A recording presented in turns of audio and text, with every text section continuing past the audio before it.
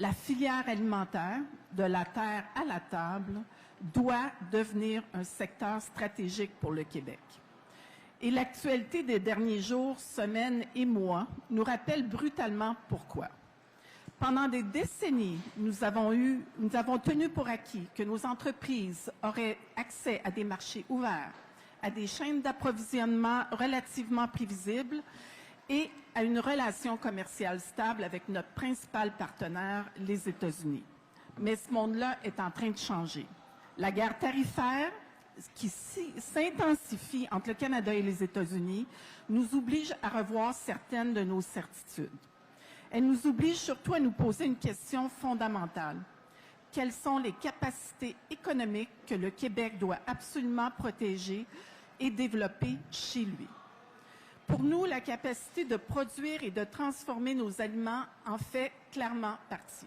La transformation alimentaire est le premier secteur manufacturier en importance au Québec, avec près de 40 milliards de dollars de livraison, plus de 75 000 emplois directs, 100 000 emplois indirects et transforme plus de 70 de la production agricole québécoise et presque la totalité des produits marins.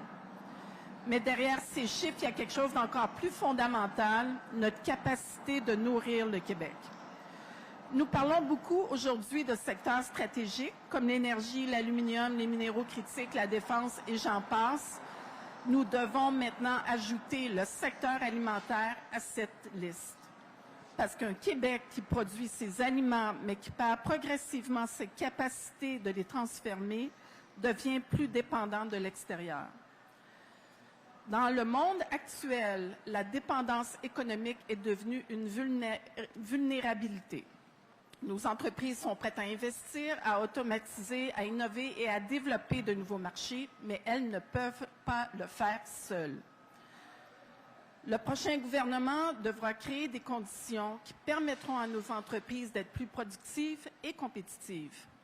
Accélérer l'investissement et l'automatisation, assurer l'accès à la main-d'œuvre, réduire le fardeau réglementaire et soutenir l'achat québécois.